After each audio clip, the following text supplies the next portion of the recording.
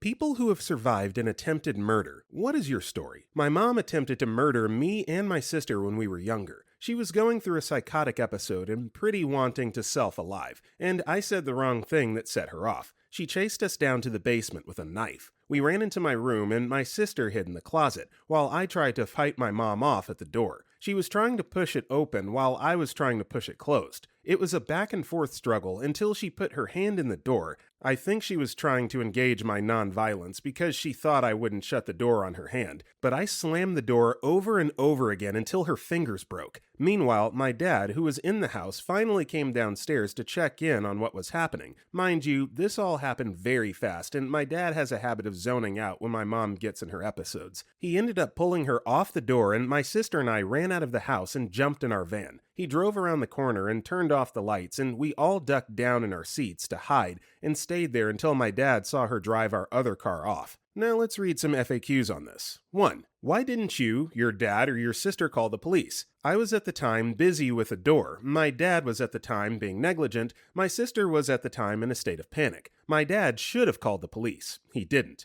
2. How old were you and your sister? I was 12, she was 13. 3. What happened afterward? My mom tried to unalive herself at her cabin and was hospitalized. She and my father tried to work things out. They didn't, and it ended when I was 18 with a divorce. 4. Do you still talk to your family? Some of them. I talk to all my siblings and am very close to the sister who was with me at the event. She and I rarely discuss this though. 5. Where are you now mentally? I'm doing much better and live half a country away. I still have PTSD from the events as well as the other abuse from my mom/other events in my life. 6. Why didn't you do A, B, or C? If I was in your situation, I would have done A, B, or C. Because I didn't. I did my best at the time how I could. I survived, so I guess I did okay. 7. This sounds like Haunting of Hill House/Binding of Isaac. It's not though. I would have saved a lot of money in therapy if it were fictional. So first of all, let's not admonish or condemn OP for not necessarily acting rationally in the heat of the moment. When something like that happens, particularly if you feel like your life is in danger, you're not thinking clearly, you don't have time to really process how to logically proceed forward. So I completely understand the zoning out and just going totally fight or flight. So hate that you had to go through that OP, but glad that you were able to get away from mom. And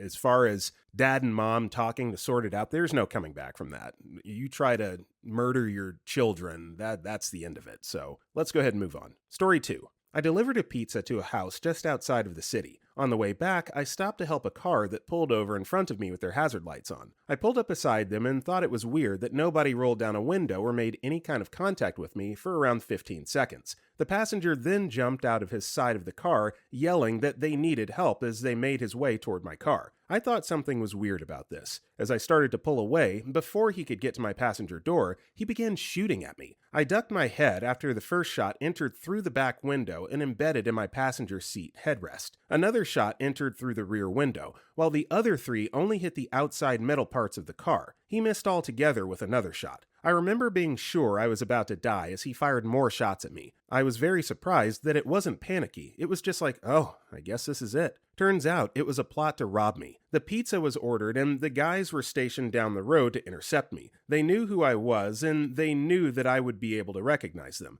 as I had delivered a few orders to them before. The guy wasn't wearing anything to cover his identity, which leads me to believe that he would have shot and killed me if he would have made it inside my car. By the next morning, they had all been arrested. The shooter was found guilty of attempted murder and sentenced to 40 years in prison. He later appealed that sentencing because there was a word wrong in the jury instructions. He won the appeal and ended up being sentenced to 10 years, and was released in November of 2010 after 5 years. The remaining 5 years were to be served as parole/probation. He was arrested twice for parole/probation violation when he was only a couple months away from total freedom. I laughed. Story 3. I was 3 years old and went to this lady's house for swimming lessons. What my parents didn't know was that the lady hated boys. One day she threw me in a pool and left me to die. I sank to the bottom. I was under for several minutes. Somehow, a teenager saw this, jumped the fence, and rescued me. The ambulance came and I was in ICU for a week. My parents never found out who the teenager was. The lady wasn't arrested. The cops told my parents that it would cost them money to take her to court. See edit below. A lawyer read an article in the newspaper and decided to go after the lady pro bono. She had several businesses involving kids. He was able to shut her down. She ended up as a waitress and eventually got cancer and died. As a lovely parting gift, growing up I sometimes felt like I was drowning when taking a shower or in water. I overcame this and eventually got a scuba license and still enjoy swimming. Edit. Wow, this is blowing up.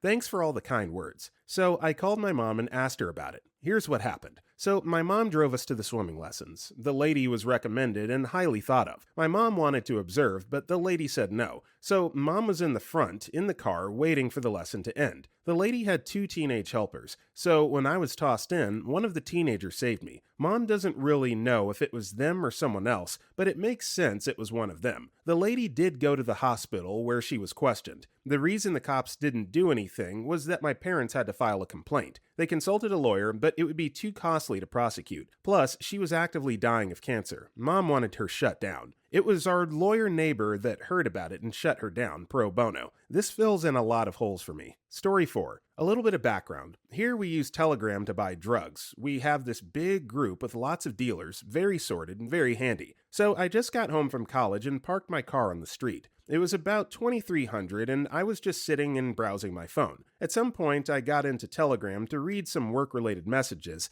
when suddenly a guy opens the door and tries to get in. I'm trying to push him out and he's like, "Shh, you better not," and points to the driver's window where another guy was standing pointing a gun at me. He gets into the car and from the back another guy comes in, so now there's 3 of them. One on the passenger seat, one by the driver's window, which by now opened the door and putting the gun to my head, and another who was sitting in the back and was pointing a knife to my back. At first, I got really confused, and I was like, what the F, guys? The guy next to me started talking about money I owe them and started searching my car. I told them they're mistaken, and he was like, I saw you browsing Telegram, so don't crap me. At that point, for some reason, I got really calm as I do not do drugs and don't owe anybody money. I tried to explain that I was just reading work messages, but the guy with the gun got really mad and hit me with the gun. He tried to pull me out, and the dude next to me stopped him and said there's an easy way to check, so he took my phone and started going through everything. At some point, he got into my messages with my mom, my little sister. He was checking where do I work, he got into the gallery and found pictures of my dog, and that's when I worried the most. He said to his friends, "Look how cute his dog is, ain't it? You love your dog, do you?" And I didn't reply. A few minutes later, and he finds nothing. Then he explains to me that they supplied some guy $4K worth of weed and he never paid. Next, he says sorry and they're off. Story 5. My brother is a drug addict, and he held me and my dad hostage, saying he was going to kill us after he pulled out a gun. He fired it at the upper wall/ceiling at first to show us it was a real gun, and my mom was by the front door and able to run out. I wasn't 100% sure he noticed I was still inside, so I had run into the only room that locked, which was the bathroom, and hid behind the toilet. I eventually let him know my location by begging him to let us go, and we wouldn't call the police. He said he'd drag me out by the hair and shoot me first if my dad didn't give him any money. Eventually, my dad had convinced him that there was money in the basement that my mom had hidden, and I ran out the front door. It was a single-level house. My mom was on the phone with the police from a neighbor's house. What was scariest was that we were in a pretty rural area that had turkey hunting in the woods behind us. I heard a shot from the woods and assumed it was my brother murdering my dad. I had lived in a lot of fear up until that point anyway, because my brother was generally violent and scary. Took me a long time to be healthy again. I'm kind of a small person, but I still managed to lose a ton of weight and still haven't been able to sleep well. It's been almost 13 years. My parents wouldn't let me tell the truth on the police report, so I didn't write anything out or sign anything. My brother wonders now why I can't look at him or why he couldn't hug me on my wedding day. Edit. Thanks everyone for the show of support. I'm sorry I didn't make it clear while I was writing this out, but my dad was not killed in this incident. Once it was just the 2 of them and you could hear the sirens approaching, my dad was able to talk my brother out of it. Also, I'm a woman. A lot of people have assumed I'm a man. I know it's easy to blame my parents for enabling my brother's behavior because I often do it myself, but this situation is very difficult for them too. We didn't have a lot growing up, but they loved us a crazy amount. They were the type of parents who would skimp and save in order to take us to McDonald's for our birthdays, but not eat anything there themselves because we couldn't afford it. They definitely spoiled us with their love, and they don't deserve the amount of suffering they've experienced trying to help my brother. They didn't realize that they were enabling him at the time, although they understand now, but they're goal has always been to save him. Addiction is an incredibly difficult and complex issue. Story 7. We were arguing, and he started to grab me by the arms and throw me against the wall into the ground. After maybe the 7th or 8th time of him throwing me, he carried me by my arms to my room and threw me onto the bed. Then he pinned me down and started choking me. I had tried to get away before it happened, but he grabbed my face and shoved me down. I started to see flashes of black and white. I don't remember how, but I managed to get my feet under him and onto his chest and was able to push him off me. He was my boyfriend at the time. I couldn't believe someone who claimed to love me could do something like that. Now, every time I feel even the slightest bit of not being able to breathe, I picture his face. And to make matters worse, he stalked me for like 8 months after I broke up with him. He's told me if he would have gone through with it, he would have burned my house down with me in it. Edit. For everyone asking what happened that led up to this, I found out he was talking to another girl, so I confronted him and told him to go be with her if that's what he wanted. This made him mad because I wouldn't, quote, fight for him. He started shouting and claiming that I didn't love him. When I pointed out that he was the one who couldn't possibly have loved me because he was talking about a future with this other girl, he got mad, and that's when he started tossing me around. Yeah, this guy needs to be punched in the throat and kicked in the cock. What a jerk face and a gaslighting piece of crap. Glad you got out of that, OP.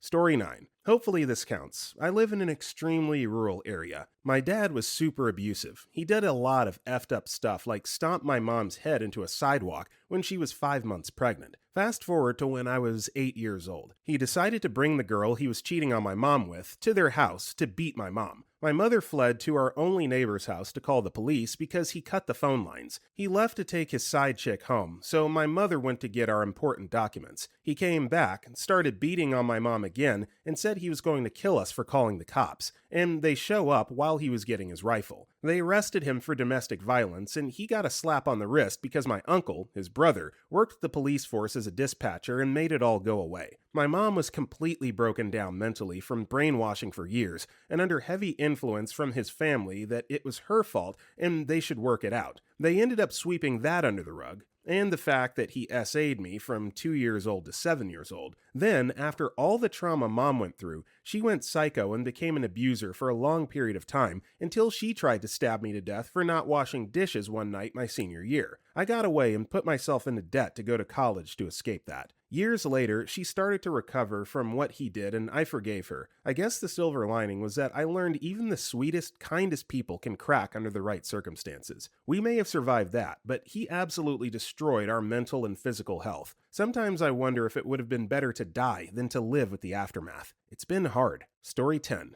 I was 13. My mother was screaming, legit screaming, not the yelling that a lot of people call screaming. They're different, trust me. At me because I made a tuna sandwich for lunch and didn't make one for her. She was a courier, and I never knew when she would come home and when she wouldn't. These were the days before everyone had a cell phone, and she frequently bought lunch on the road. I was done with lunch before she got home, but she still flipped. I was selfish, a horrible daughter, etc. Anyway, as she was screaming, I was backing away from her until I was pressed against the sink cabinet. She kept coming towards me. I swear to God, before I knew what was happening or could process or register, she had the scissors out of the knife block in her hand, and she was still coming towards me, scissors pointing directly at me. I screamed bloody murder. My brother came rushing out of his room, right off the kitchen, as she started swinging them down at my throat. I caught her hand maybe 2 inches away from my skin, and she was coming at me with enough force that there was still some forward momentum for him to counter. If he had not been there, they would have been buried in my throat. To this day, she doesn't understand why I have nothing to do with her,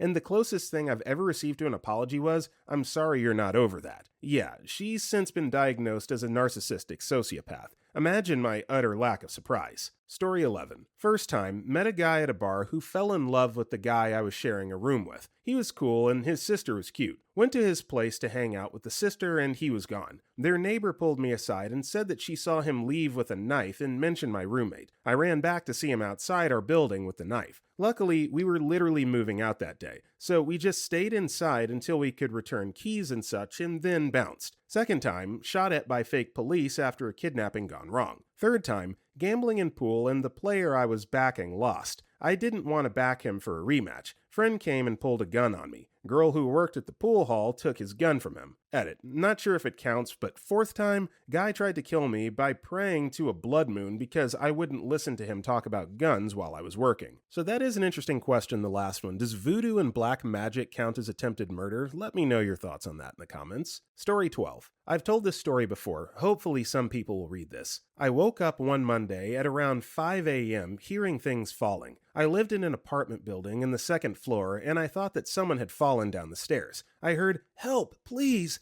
and reluctantly stood up to see what was up. There was no one in the stairs, but in one apartment the lights were on and the door was open. I went inside and I saw my neighbor on the floor and a guy on top of him with a knife trying to stab him, and my neighbor holding the guy's wrist to stop him. "Help me! He came through the window!" I just stood there, waiting to see what was really happening, because I literally couldn't believe my eyes, until it hit me that this was real. This was happening. My first thought was to call the police, but then I realized that they would never get there on time. I had to take the knife. So I went there and I reached down to the floor, like one does to pick up a coin, trying to grab the knife, and then he hit me. I fell to the floor and we continued to struggle there. I have no idea how long that lasted. Could have been 10 seconds or 10 hours. It felt that all my life I had been trying to get that knife, that I had spent years doing that, and nothing else remotely mattered. I don't remember much of the fight. I remember having his shoes on my face. I remember seeing his shoulder. I remember seeing his face. I remember him trying to stab us, but I have no idea in what order anything happened. I just know that at some point, somehow, I did get the knife. I stood up and the guy turned towards me to take the knife again,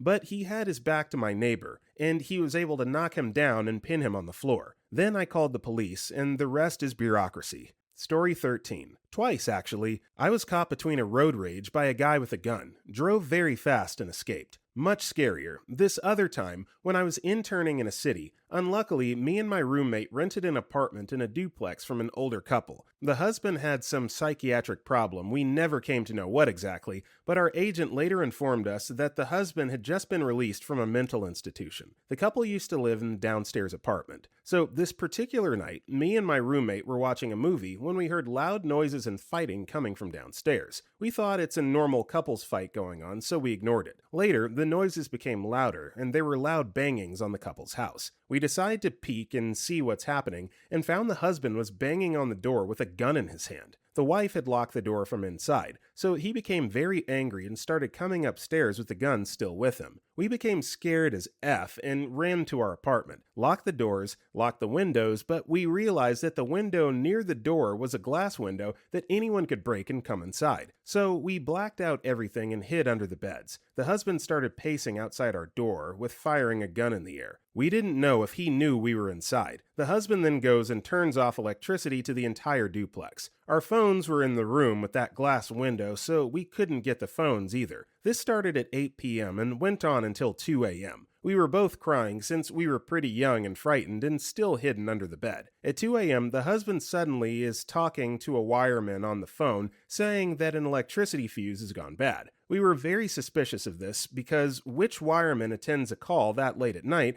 but to our surprise, a wireman comes after 10 minutes and starts back the power. The wife also comes upstairs and all three of them pretend like nothing has happened. She knocks on our door and starts talking casually about the electricity. We were shocked as to what was going on. We didn't call the police because they won't believe us since all of them were pretending that nothing had happened. So we called our families, who then called police, but obviously the couple said nothing happened. So next day, we packed our belongings and left the apartment, called the broker who informed us about the husband's mental state, and the same with the wife as well. Story 14. I don't know if this was an attempted murder. I'll let you be the judge. This happened in England about 12 years ago. I was a massive stoner at the time, and since drugs are illegal, something as innocent as smoking weed puts you in contact with some less than savory people. Within my circle of friends, we knew a guy called Kev, whose actually nickname was Crazy Kev. He effing loved it as well. Anyway, the guy was an absolute effing maniac. A few things about him. He pushed someone off a 30-foot high bridge because he thought it would be funny when he was about 15. He threw his dog down the stairs because he thought it would be funny.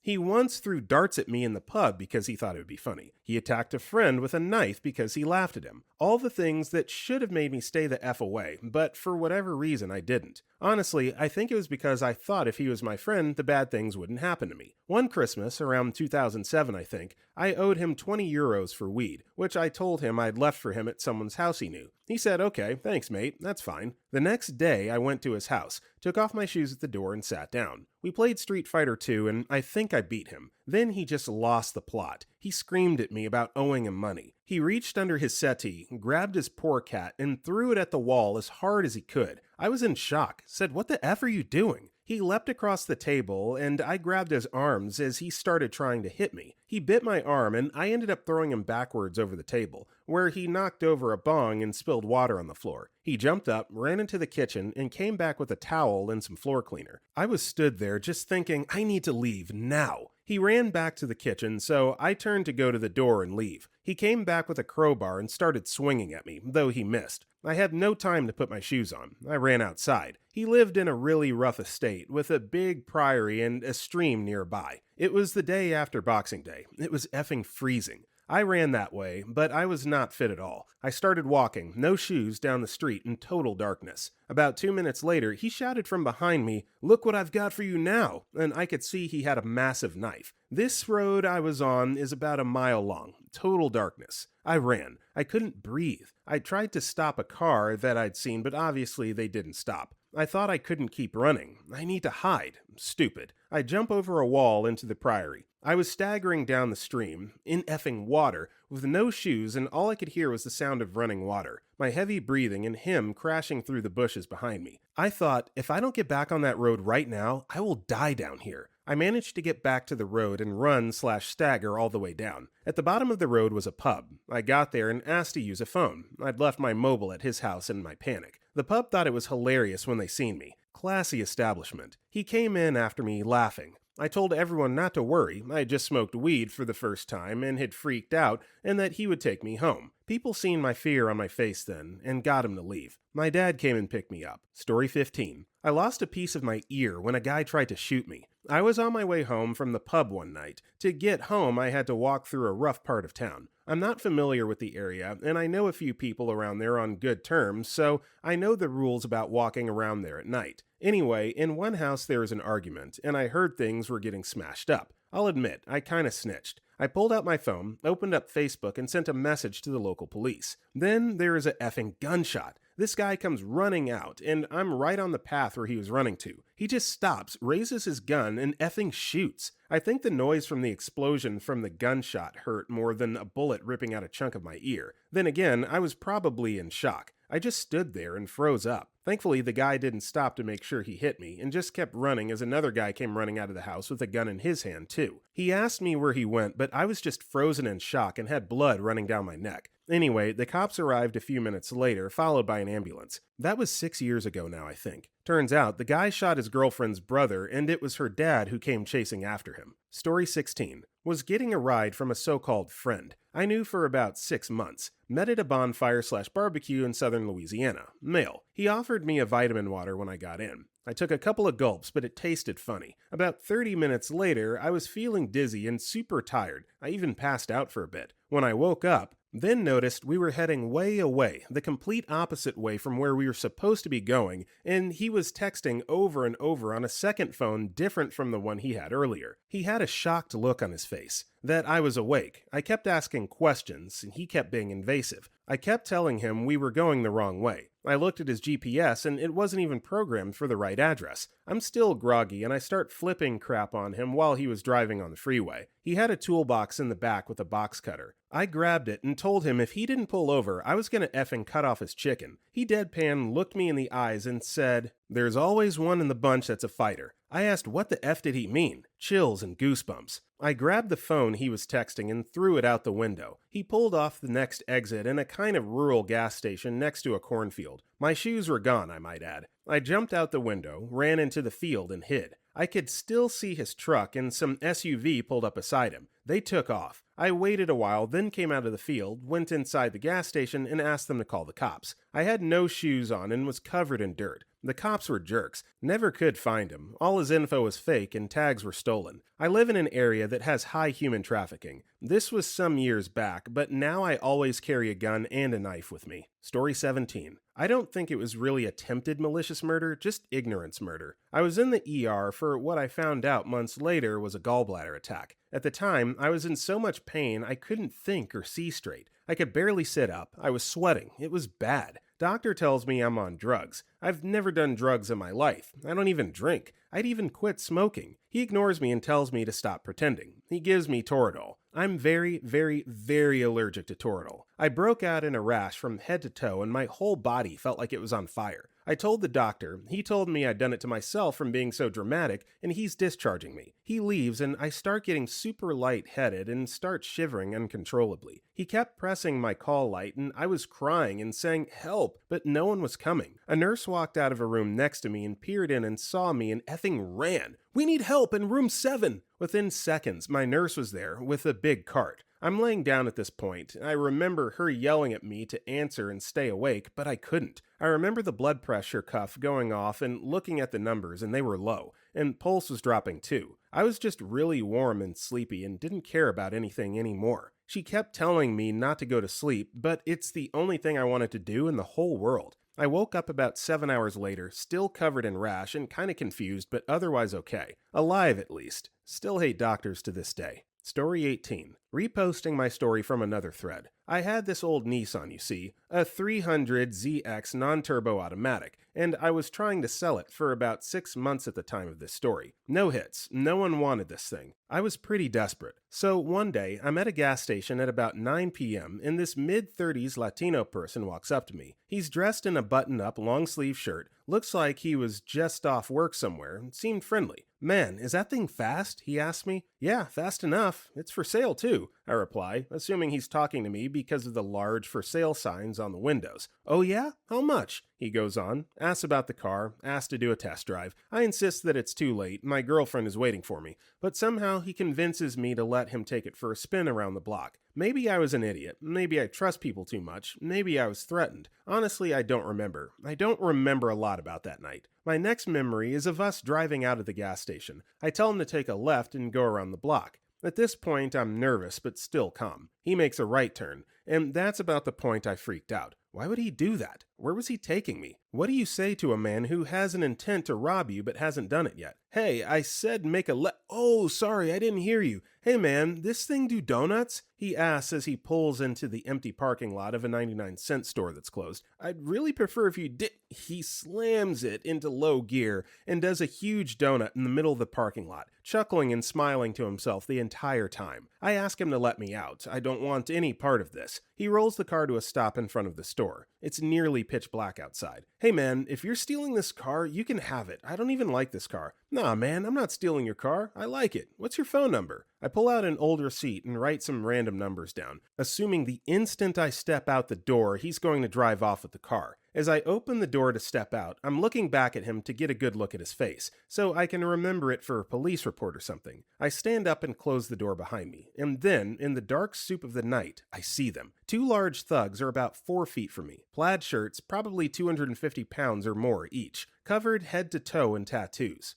Beanies. They're close, and have me pinned with my back to my own car. And before I can even say the words, I'm struck in the face by a cinder block of a fist, and then another, and then it's a rock slide. I put my hands up to my face. They hit my hands, my arms, my ears, my temples. I black out. I'm still standing, but I don't remember any of this. What I know from here is pieced together. The driver gets out of the car. He pulls out a large metal mag light from his pants. His homies are breaking my face open, and he walks up behind me and starts slamming the flashlight into the back of my skull, over and over. All my life, my mother said I had a brick head. I could always take a hit. Flashback. When the car was doing donuts in a parking lot the thug assumed was empty, in front of a business he assumed was closed, a small group of ladies were inside doing a weekly clean of the store. One of them called the police about a Nissan doing burnouts in their parking lot, and that some lady, I'm atheist, but there should be a God, may he bless her soul, she ran out the front door and yelled as these 3 goons were murdering me. They stopped dead in their tracks. The two vatos sprinted for their tercel, and the driver and his flashlight ran for my Nissan. "Run to me!" she shouted at a semi-conscious meatloaf wobbling in front of her. I ran, or stumbled.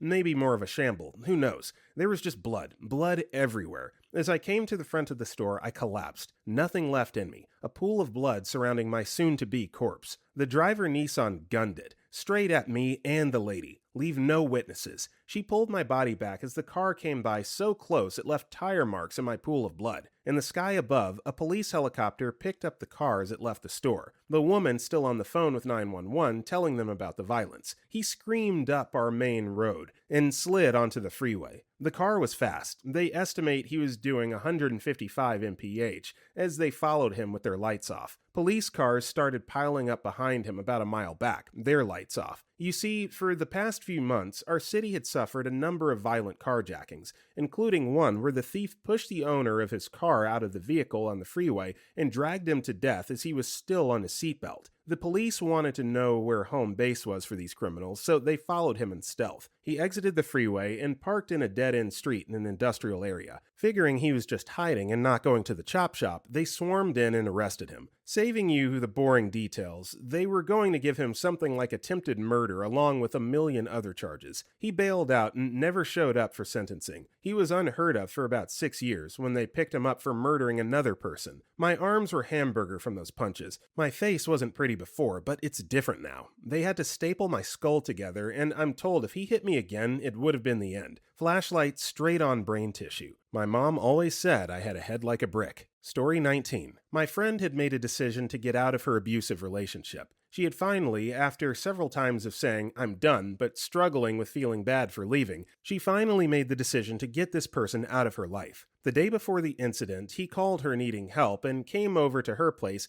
after having gotten beaten up by some folks. Later, we find out it was after attempting to steal a gun. This was the last straw. She tells him she's done and he loses it, throws a fit and destroys her apartment. She calls the police and makes him leave. He's driving around the neighborhood and the police catch him driving recklessly and they arrested for that and possession. Unfortunately, he bonds out the next day. She and I are hanging out this next day. He texts wanting to talk, wanting to get his things, which there was not much of, and she had said that she would leave at his parents'. She agrees to talk out in public and said that only if I were there. We talk early evening. He's apologetic and remorseful for his behavior. Says he wants a civil standoff to get his things, and he realizes things are over. We had plans that day, so we go out. While driving to do our thing, she calls the officer who handled the previous incident and leaves him a message about looking into pressing charges on the domestic incident. We get to our destination, and we see he's in the parking lot of where we're going, crying. She goes to talk to him, and he's distraught. Sad that this relationship is ending, but she said it's over. I'm observing the conversation from a safe distance to make sure she's okay. We go to the event we had planned to. While there, she misses a call from the officer. We get done with our plans out and head home. This whole time, neither of us suspect he's coming back. He had shown remorse and no sign, really, of hostility in our interactions with him. My friend asked me to stay the night because she's still a little shook from the day before. I oblige. He's texting her this whole time. From what she told me, he was sad and just trying to understand that their relationship is over. He keeps saying he wants the police to set up a civil standoff to get his things. At the end of the night, he says he's been calling the police a bunch and they were concerned. According to my friend, he said they might be coming over to check on everything, so we were expecting the police to potentially show up. It was late though, and we decided to try and go to sleep. We hear a knock on the door. Foolishly, we both think it's the authorities. She goes to answer the door and it's him. He busts through and asks if I'm there, rushes through and finds me. It's dark, so once I realize it's him, I think he's just come to beat me up. He starts swinging, and I put my hands up to defend myself. He knocks me to the ground and continues swinging. I think he's just punching me, until he pulls me up onto the bed and hits my back. I feel a jolt go down my back and through my arm. He had stabbed me a few inches below the base of my neck. I'm left there on my stomach in shock. In the next room, my friend is yelling, pleading with him. He heads towards her and I can hear the struggle. He's much taller than her, so she can't put up much of a fight.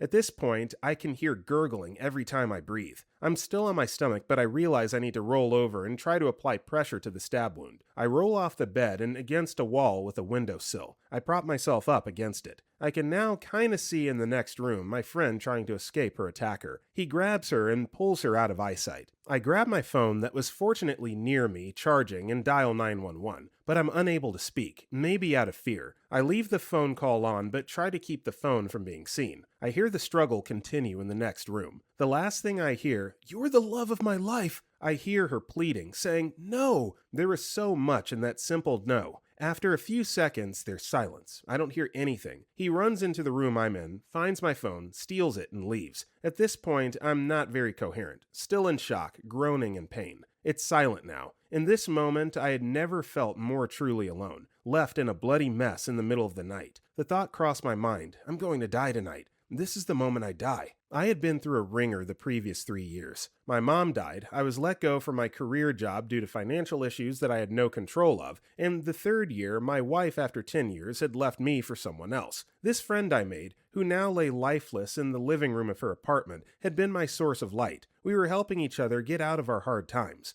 We were each other's support system. We loved each other dearly. I didn't want to be on this planet until she showed up in my life and had begun to help me see that things were going to get better. She helped me begin to write and perform music. She helped me want to get my crap together, and now she's gone. I sit against the wall of this bedroom, and then there's a shift in my brain from I'm going to die to this can't be how I die. I begin yelling for help, screaming. I'm also yelling my friend's name to make sure she's okay. It's the middle of the night, but it's possible someone might find us. A neighbor comes in and starts turning on the lights and finds us, says they've called 911. I go to point somewhere with my right hand and see it's barely hanging on by a thread. He had completely severed all 5 flexor tendons. I pull my wrist close to my body and try to keep the wound closed. The EMS and police finally show up and begin working on me. I gain this strange awareness and begin to tell the police the make and model of our attacker's car. I had even remembered some of the plate numbers. I had lost a lot of blood, though. I'm losing it. I almost pass out. The EMT looks at me and says, "Look, you're going to die here if you don't help me. I know you're in pain, but we can't get you out of this room unless you stand up and get in this chair. I need you to be strong. Suck it up and stand up for me. You will die." I, with their help, stand to my feet. They finally get me into a chair gurney and get me down to the stairs to the ambulance. As they're rolling me out of the apartment, I see them covering my friend. It was at this point the reality set in that the light of my life is gone. Once in the ambulance, in order to stay sane,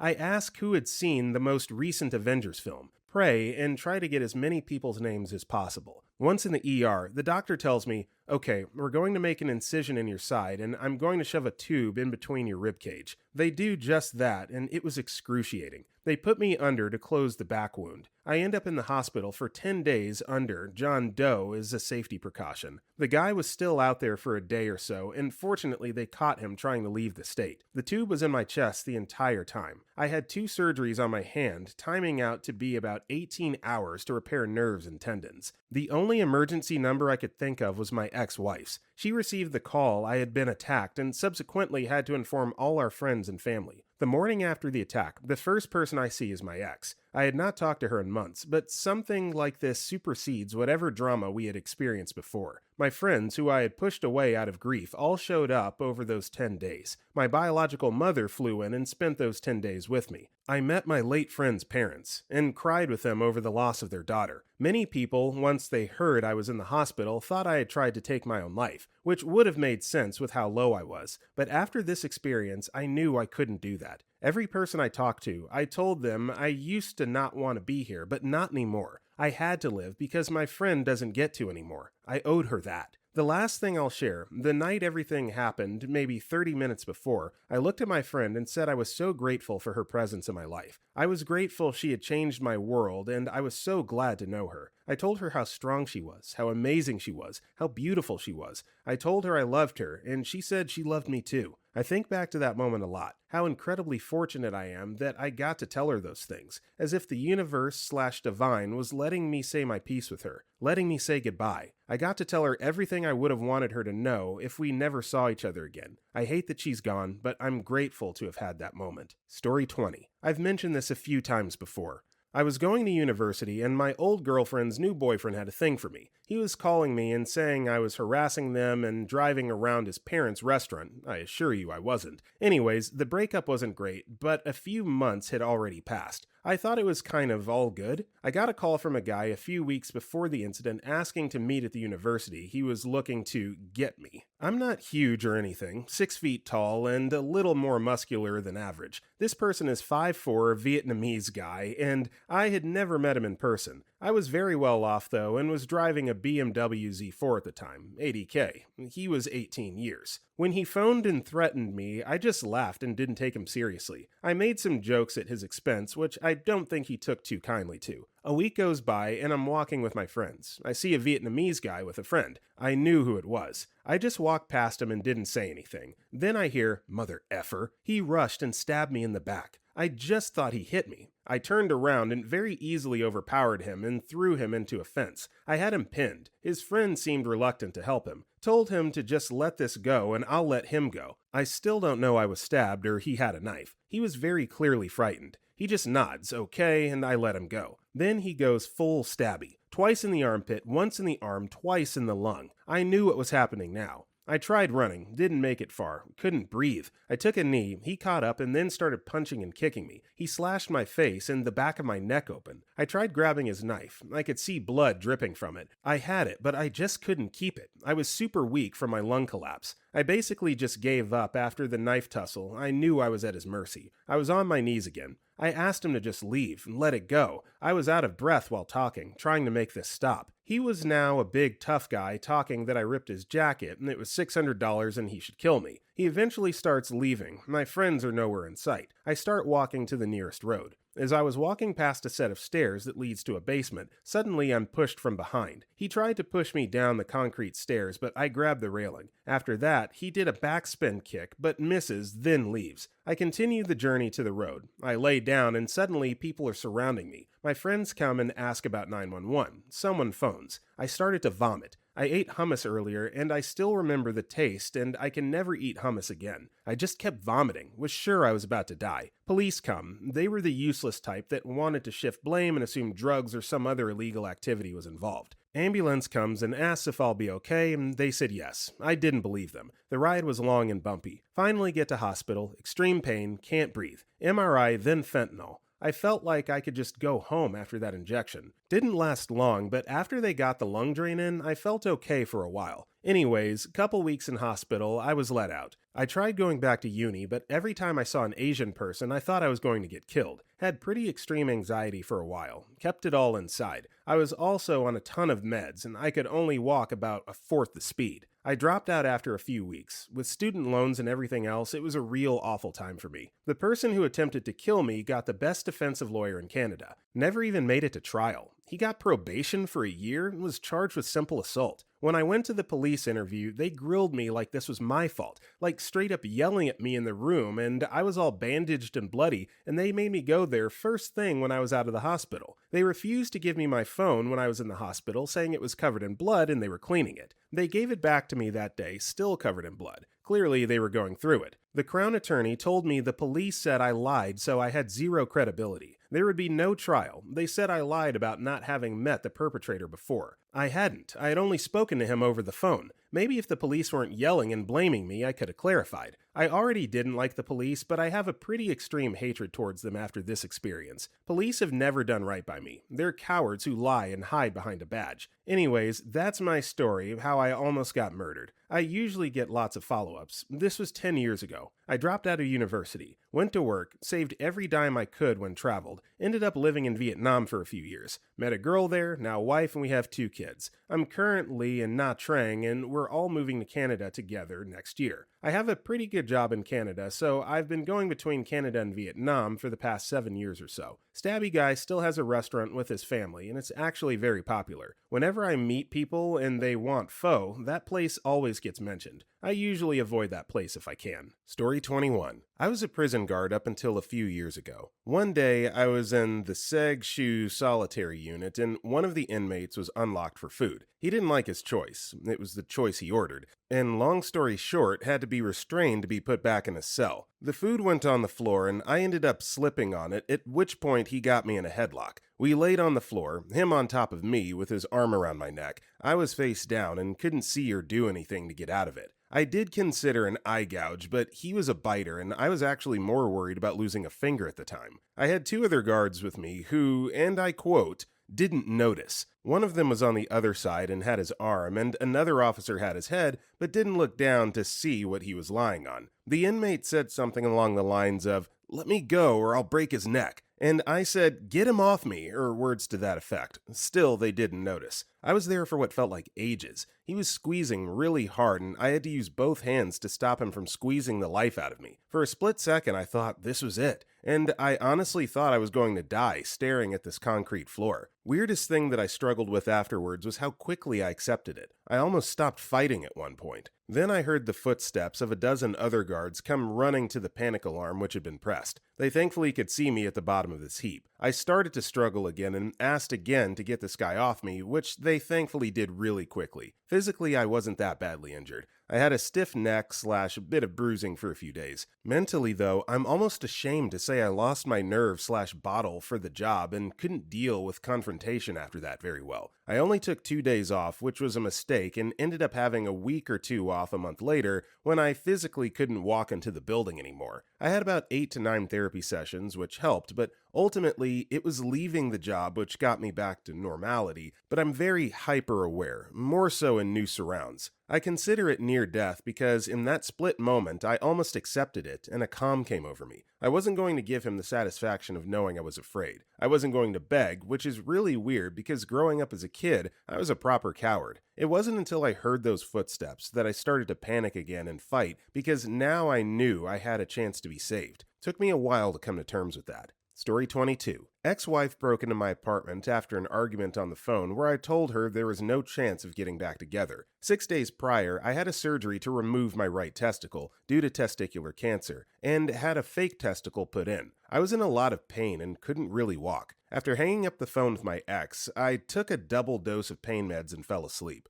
I woke up to the sound of my door bursting open and someone charging up the stairs. Before I could even say get out, she was on top of me, swinging, kicking, biting, trying to choke me out, all the while screaming, "I'm gonna effing kill you." There is a struggle. I made it to my phone, can't call 911, but then she knocked the phone out of my hands and kicked me in the nuts. Having only had surgery 6 days before, the pain was intense. I saw a white light, and once things came back into focus, she was straddling me with her hands around my throat, choking the crap out of me. I screamed my address and that I need help over and over as I tried to get her off of me. She was sitting on my incision from the surgery, though, and the pain I was experiencing made it impossible. Then I started to see stars creeping into my field of view, and I realized I was either being choked out or passing out from the pain. In a last-ditch effort to save myself, I threw a left hook and knocked her out. Cops came, saw my door kicked on, with footprints on the door that matched her shoe, saw that 3 out of 6 stitches had been torn out and I was bleeding all over the place from an open wound. 2 neighbors told the police they had witnessed her kicking my door in, and you could clearly hear my ex-wife yelling, "I'm going to kill you," over and over again, with other crazy things on the 911 tape.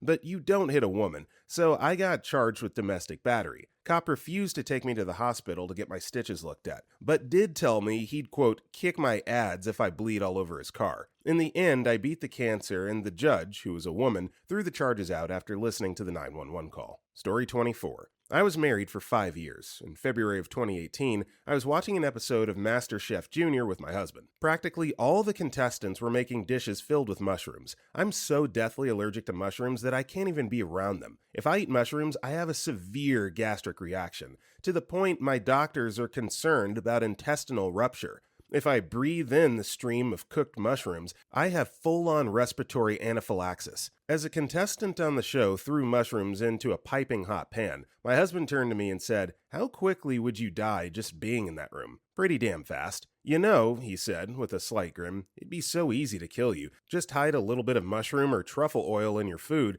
and it'd just look like a tragic accident. You'd die horribly and no one would ever know." He actually laughed. I said that wasn't funny. A little over a month later, he confessed that he had paid to have lovemaking with a prostitute while on a business trip in Las Vegas. She then blackmailed him. He swore it was a one-time mistake. It wasn't. He was an idiot and gave me the password to his email accounts. I found hundreds upon thousands of ads, exchanges, proof of countless hookups, bullying and selling, going back over a decade, long before I ever met him. Long after I kicked him out, I started sorting through all our stuff to get rid of all his belongings. My mom was helping me. One day, she came up from the basement and asked why I had a box of soup wedged behind a big shelving unit in the storage room. I had her show me. There was a bag of mushroom soup cans buried under a blanket, wedged behind the shelves in the furthest, darkest corner of the storage room. Several months later, I found a bag of moldy mushrooms buried at the back of my pantry. The more I started thinking about it, it explained so much. I found a photo on my Instagram feed from a few years prior. I went into the city overnight to attend the most important meeting of my life, trying to get investors for a company I've been dreaming of since I was a teenager. It was the last meeting to finalize things after months of work. My oh-so-sweet husband sent me with a bag of homemade muffins to have that morning. I took a photo of them and posted it to Instagram, talking about how lucky I felt. I ate them that morning, and 30 minutes later, in the cab on the way to the meeting, I suddenly got inexplicably, horribly sick. I became so ill, but tried to fight past it. I completely bombed the meeting and lost the investment. The more I thought about it, the more I realized how many times this happened. That investment meeting alone had been rescheduled 3 times because I kept getting the flu. Another investor after that one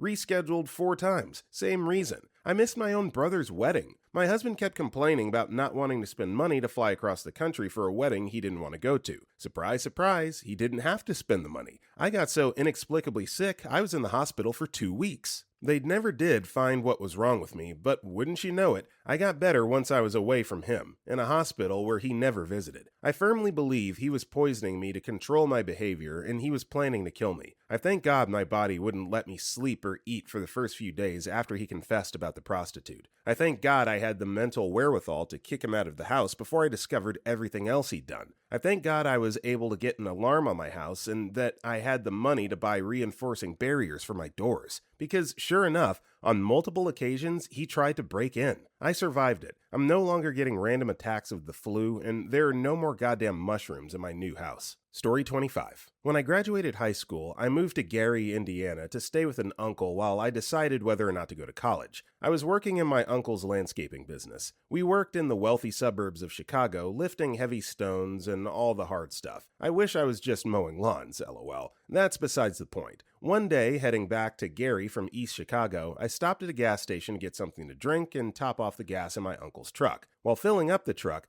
this random dude just walks up to me and doesn't ask. He demands $5. I was worn out, tired, and wasn't up for dealing with scum like this a-hole, so I rudely told him to F off and bother someone else. At that point, he turned to walk away talking to himself, upset at the fact that I not only denied his demand, but insulted his crusty ass on top of it. I turned my back long enough to take the nozzle out of the tank and screw the cap back on, when this crazy effer comes from behind me and stabs me in the back. I'm trying my best to fight him off, and he keeps landing stabs. Luckily for me, an off-duty officer came to my side and grabbed him off of me and disarmed him and held him on the ground as some helpful gang members came to help us. Yes, real gang members came to help a off-duty cop subdue a crazy-ass mother effer. I'm slumped over the truck at this point, bleeding everywhere. I was stabbed 3 times in my back, around my shoulders, and once in my neck. An ambulance was called. I ended up in the ER and got stitched up. If he would have moved a couple inches to the right, I would have been done for. If that cop never came to my rescue, I would most likely be dead. After that summer, I ended up going to Valparaiso and went after my degree. I never felt more lucky to be alive. Story 26. Woke up one night around midnight.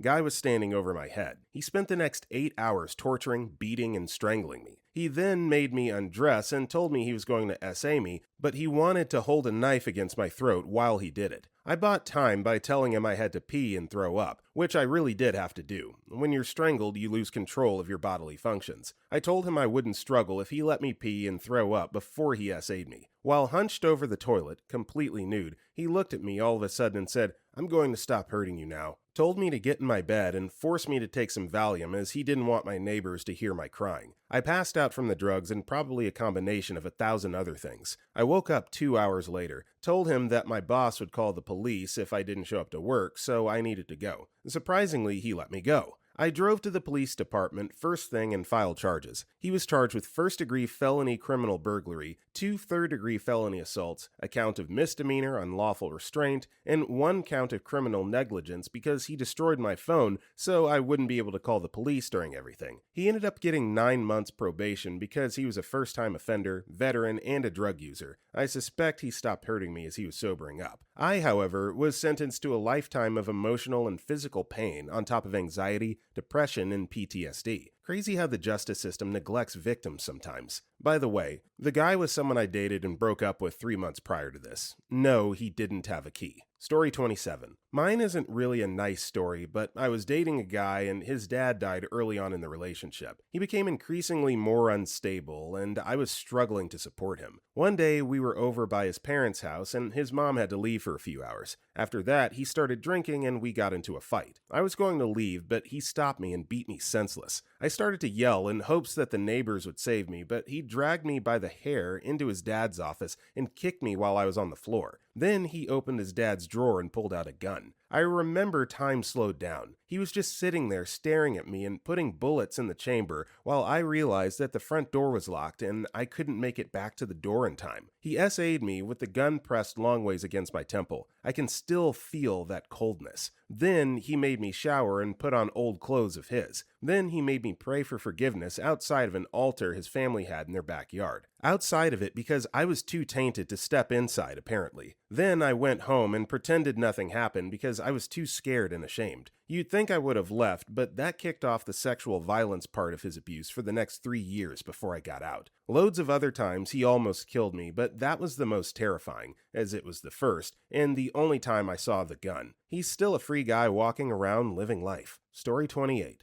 Using a throwaway. I was at a Walmart with a friend of mine. We'll call him Joe for this. Joe and I were walking around Walmart at like 2 in the morning when we noticed some dude following us throughout the store. I thought it was their loss prevention people making sure we weren't stealing anything. Anyways, after walking around for a bit, we left the store and walked to our vehicle. The man was still following us, but he had a friend with him this time. I told Joe, "Hey, I think that guy is still following us. Maybe we should go back inside." Joe said that it was nothing and that they were probably parked near us. When we got to the car, one of the men called out to us. They then walked up and asked if we smoked. Joe said yes, and the man asked for a cigarette. Joe gave him one, and handed his lighter over so that the man could light it. During this time, I had unlocked my door and acted as if I was grabbing a cigarette too, or whatever. In reality, I pulled the small .380 from under the seat and stuck it in my pocket. It's a .380 bodyguard if anyone wants to know. They're small and perfect for carry. The man then turned to act as if he was walking away when Joe asked for his lighter back. Dumb mistake, I know. The man turned around and said he wanted to keep it. Joe said no, and an argument started. What started as yelling back and forth quickly turned into shouting, which then turned into the man's friend getting a knife out and stabbing Joe. We found out later that it was 5 times. I instantly retrieved the gun from my pocket and shot the man with the knife. His friend started to charge me and I shot him as well. The first man that was shot died at the scene, and the other lived. Joe is alive as well. What was supposed to be a fun night had rapidly turned into a 2-year-long ordeal that I'm glad is over with. Story 29. When I was 15-ish, me and my father got in a screaming match. I think because I didn't do my math homework that night or something. He threatened to strangle me if I didn't stop being upset, and I didn't believe him, so I provoked him again, and he stuck to his threat. He started choking me until I started to black out, and then I guess his conscience clicked on and he let go. I truly believe a moment or two more and I would have become unconscious. I'd never been so afraid in my life, and I've never looked at him the same since. He'd always been physical with me, throw me around, drag me by the wrist, but this was different. He'd once pulled a knife on my mother, which was a maybe 6 or 7 year old. I intervened and got him to stop. It was never my intention to start a chain reaction after this event, but I told a family friend and she got the police involved. I was taken from my home and put in independent housing. He got arrested and pleaded guilty, but got off with a slap on the wrist. I became depressed, and then I dropped out of high school. This year I'm going to university, and I just got onboarded into a government job, working my way up from an entry-level contracted security position. Instead of letting it ruin my life, I used it to fuel me. You know, that last line, if anyone needs inspiration, if anyone is in a dark place and needs uplifting, just read that, print it out, frame it, look at it every day. Instead of letting it ruin my life, I used it to fuel me. Just always look for the brighter side of things that happen to you in life. Story 30. Not my story, but happened to a friend's mom and too weird not to post. So, when friend's mom was like in second grade or so in the 60s, she lived out on her family's farm in Kansas. Big, tall cornfields everywhere. Her dad would sit out on the porch every afternoon and whistle a tune real loud so she could run through the cornfields for fun, but still find her way toward the house easily. She kind of knew which way to head, but largely relied on the sound of his whistling. So one day, FM gets off the school bus like normal and runs straight into the cornfields. After a while, she hears her dad whistling, but it sounds off. She thought it seemed like the wrong direction, and the whistle itself was just a bit different. FM didn't trust the whistle and ran straight out of the way she came, then walked a long way home along the edge of the cornfield. When she arrived home, her father wasn't home, and her mother told her one of the animals was injured, so he had gone into town for aid. FM told her mother about the whistle, and her mom never let her walk through the cornfields alone again. Dad went out there with a shotgun when he got home, but found nothing. There's always a chance that this didn't happen and she was just young and scared and hearing things, but just the thought of some creep hiding in a cornfield making calculated whistles when they know a young girl is trusting and vulnerable is just utterly terrifying to me. Story 31. I got into a fight with a guy at a party and beat him up pretty badly. Left, and about an hour or so later got a call that a bunch of his friends wanted to have a rumble with my friends. So being young, dumb, and drunk, we all went back. I saw him standing in the doorway of the house and ran up to fight him when he swung at my head and blood came down my face. I thought he'd hit me with something, so I just started swinging and trying to grab him. He punched me a few times on my side, and all of a sudden I felt like I'd had the air knocked out of me. I looked down and my shirt was covered in blood. Turns out he was stabbing me, and the last one punctures my lung. I turn to run and he stabs me again in the shoulder, which causes me to fall down. He gets on top of me and is about to stab again when my friend's wife throws a huge porcelain pot at the guy and knocks him off me. We get in my friend's car and they rush me to the hospital. Memory is hazy on the events after this, but I remember the doctors and nurses trying to stop the bleeding and cops being there trying to talk to me. They make the cops leave and I get scared because I overhear one say they want to hear from me who did this in case I don't make it. I tell the nurse not to let me die, and she says they're doing their best, but it's not looking good. I lived in a small town, and the doctors at the hospital couldn't stop the bleeding, so they had to halo flight me into the city. Woke up in the hospital and remember seeing my hand was swollen like a cartoon. Spent a week there, 8 stab wounds, 1 to the head, more of a slash, 6 to my left side, and 1 in the right shoulder. When I talked to the doctors afterwards, they said I had died twice, and they brought me back. Story 32. I'm probably late to the thread, but here goes. I haven't told many people about this. My boyfriend at the time convinced me to go camping with a few of his friends and their 10-year-old daughter. We were tent camping in a relatively empty campground about 2 hours away from home, and we had brought our 11-month-old St. Bernard. The second afternoon, everyone was drinking pretty heavily, except me, I don't drink, and I could tell he was getting too drunk. He grabbed a bottle of Jack and just started chugging, and it was like a light switch flipped. He was screaming at everyone and trying to fight one of the guys, and I didn't want young girl to see this, so I convinced my boyfriend to go with me into the woods with our dog. When we were out of earshot of the campground, he just went insane, started screaming that I had ruined his life, grabbed me by the shirt and started flinging me around. He tried to kick our dog, but I put myself in between us and endured the worst beating of my life. Halfway through, I realized he had a massive hunting knife hanging off his belt, but he was too drunk to realize it was there, and I wanted to make sure he didn't suddenly remember. so I let him use me as a punching bag to keep him focused until he ran out of steam and passed out. I went back to the campground, packed up my crap and my dog, and drove home, and didn't tell anyone what happened until I finally got the nerve to kick him out 5 months later. Story 33. In high school, during my freshman year, I met a girl my age that was having a really hard time with her boyfriend. I wasn't interested in her at the time, and I had little interest in dating. We had gotten to talking, and she had mentioned to me that he was a little bit physically abusive. A little bit ended up just meaning slapping her across the face or punching her in the back of the head when she did things he didn't like. We talked for a few months, and during this time, I eventually convinced her that there's really no reason she should be with a guy like that. She deserved someone better, and so she finally broke things off with him. Later that week, I was walking down the hall, and the now ex-boyfriend came up to me. Also, let me put into context, I was a scrawny 6-foot freshman, and this guy was at least 5 times my size, plus a few inches on top. The guy picked me up in the air and shoved me against a locker and asked me if I had a death wish. I told him no, not really,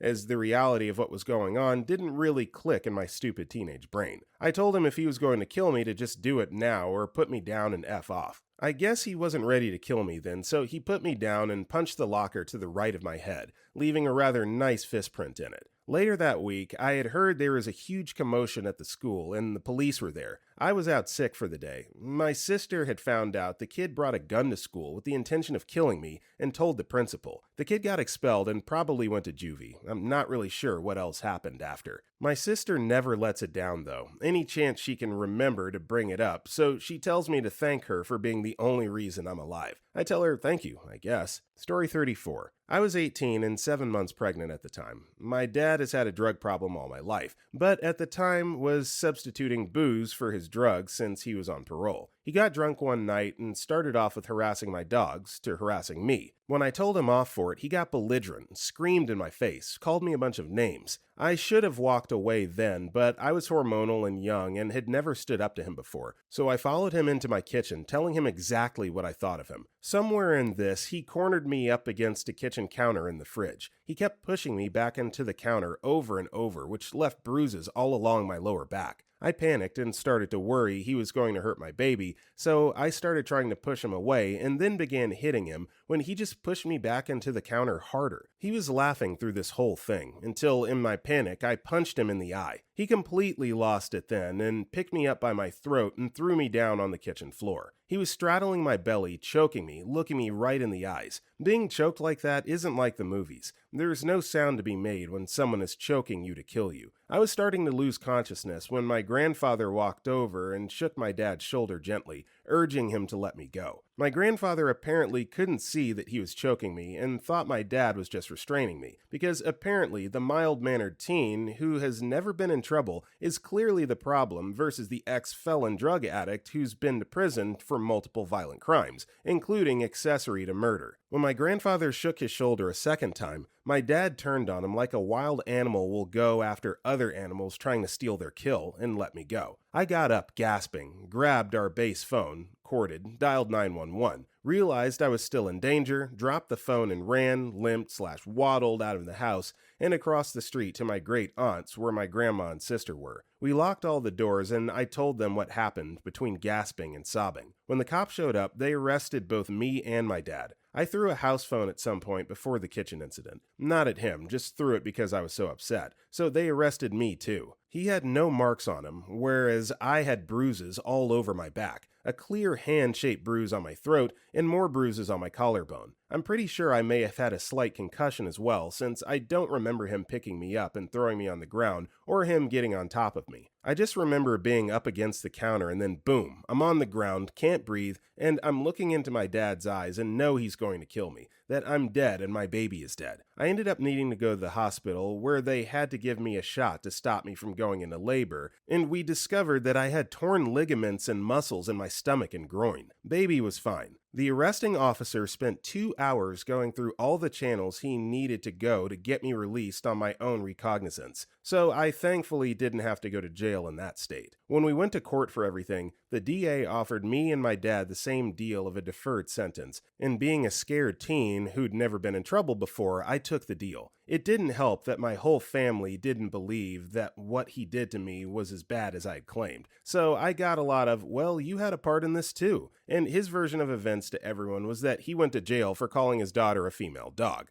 Thankfully, because it was a deferred sentence and I followed all the stipulations of the deal, the charges were eventually dropped and I don't have that on my record. I still wasn't able to get a job for 2 years after though, until I completed the stipulations. So every time I applied for a job, the background check would come back with charges pending, and I wouldn't be hired. My dad violated his deal within 3 months and eventually went back to prison. It's been 10 years since that happened this month. I don't have any contact with my dad anymore. He's still a drug addict, and my family has finally stopped enabling him. My grandfather, who thought I was the problem and has straight up told me I was a liar and that my dad didn't even hurt me that night, just finished a 5-year stint in federal prison for CP content, and I don't talk to him either. I've got 3 healthy kids, an amazing SO, and we just bought our first house, so life is good. I did have a lot of PTSD afterwards, but I've gotten over the agoraphobia and crazy anxiety I had, and I've stood up to my family for how they treated me during all that and after. Story 35. Not me, but my BIL. Neighbor was a hoarder. Code enforcement visited several times and told them to clean up backyard and house. Neighbor confronts my sister, saying that he knows she called enforcement on him. My sister denies calling anyone. Truth, actually. Hoarder calls code enforcement to come over for a check in progress. Waits outside and shoots code enforcement officer dead and sets her car on fire. Hoarder walks over to my sister's house, sets basement on fire from backyard, and waits outside with weapon for them to run out. My sister wasn't home, but BIL was and had noise-canceling headphones on. Fire rages for 15 minutes in basement before he hears/smells something. Jumps out window to escape. Fortunately, with code enforcement shooting/car on fire, police and fire show up before Hoarder can shoot my BIL. Sadly, sister's house burns down with 6 pets inside, plus tragic death of code enforcement officer shot dead. Story 36. Valentine's Day 2019. The father of my child, the love of my life, came home from work 3 hours late. Dinner had gotten cold, and our child had fallen asleep in our bed watching a movie. I stayed up with tear-filled eyes. When he finally got home, he was drunk. I couldn't hold back my tears and begged to know why he was so late when he knew we were waiting for him. This was so unlike him, and I was so worried. He started drunkenly telling me he didn't love me anymore. I just stood there for a long while and then decided I couldn't listen to it anymore and went to bed. He stayed in the living room and called his mother, told her how he was finished with me and was ready to leave. She begged him to think it over from what I could hear from the hallway. When they finally hung up, I rushed back to the bed and he came in with a lit cigarette.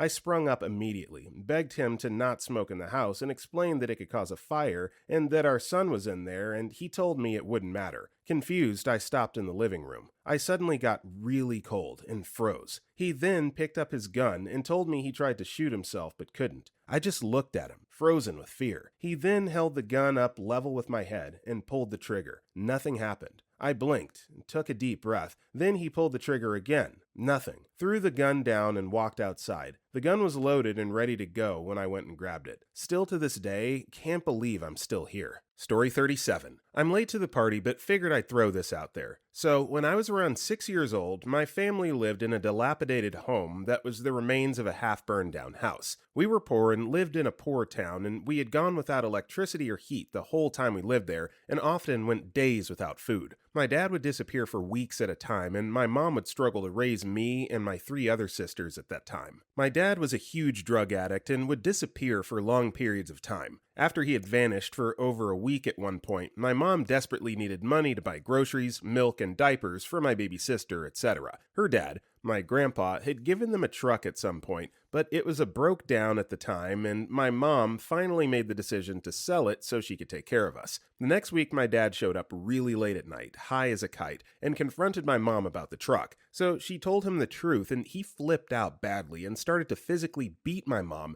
and started to make threats on her life. My oldest sister, 13 to 14 years old at the time, I believe, and I woke up when the arguing started, but our other 2 sisters stayed asleep. Thankfully, my older sister was smart on her feet that night, and obviously had more of an idea of how bad our dad was when high, because she was older than the rest of us kids. She snuck out of her pallet. We all slept on mattresses or pallets in the living room since the only remaining bedroom was upstairs and the floor/ceiling was caving in and not safe, and went to where the only gun was kept. She took all of the bullets out and hid them by throwing them under the staircase leading upstairs in a hole that was impossible to reach. She then hid again under her blankets with me to try and not get caught, and our parents continued to argue. Obviously, it escalated, and my dad started throwing my mom into the walls and then grabbed her by the hair, drug her down the hallway while screaming he would kill her. I remember wetting myself, I was so scared. He went straight for the gun, too. He held it to her head and pulled the trigger, but it was no longer loaded. It was almost like a switch flipped, and he dropped everything and cried a bit, and then vanished from the house, and then everything was silent. I never saw him again after that. The next morning, my mom called her parents up, and they came and got us and moved us across state. Life has been much better now. I'm still thankful for my oldest sister and her actions that night, because otherwise things would have turned out much differently. Story 38. So, I'm not sure if this counts as attempted murder, but I definitely would have died. I, 23-year-old female, rode a motorcycle, sports bike, Yamaha R6,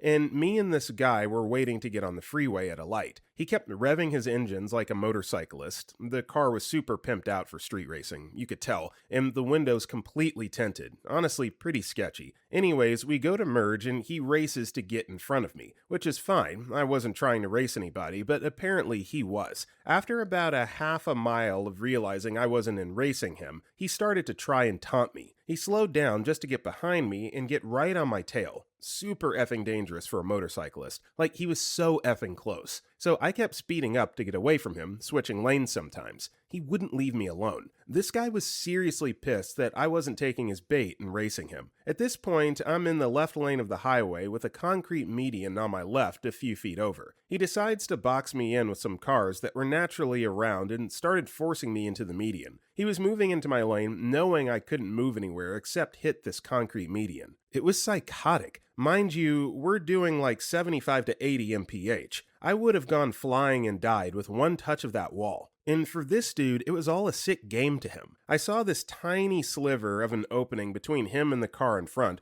and I gunned it within a few inches of each car on either side of me. Can't imagine what the guy behind me was thinking when he saw all this. I hope he got his plate. And get this, the guy kept following me. I got off an exit and lost him on some side streets because of my mad bike skills, or I'd like to think so. That was the first time in my life I was praying to see a cop while speeding my ass off to outrun a psychopath. But alas, they never seem to be there when real crazies hit the road. Story 39. I'm sitting here reading all of these, and I'm realizing that I was in a situation where I likely would have been killed and honestly didn't know it. I can't remember a lot from my childhood, but I can remember the terror of that day and the dread I felt. I grew up in a very Mormon household, and my father was very controlling and abusive. I was 16 and had an internet boyfriend who I played Neopets with. I would sneak the phone and call him, and we would talk about Twilight. Yeah, I was 16. Shut up. I was home alone one day and was happily chatting away when my dad came home and caught me on the phone. He threw me down and proceeded to beat the crap out of me,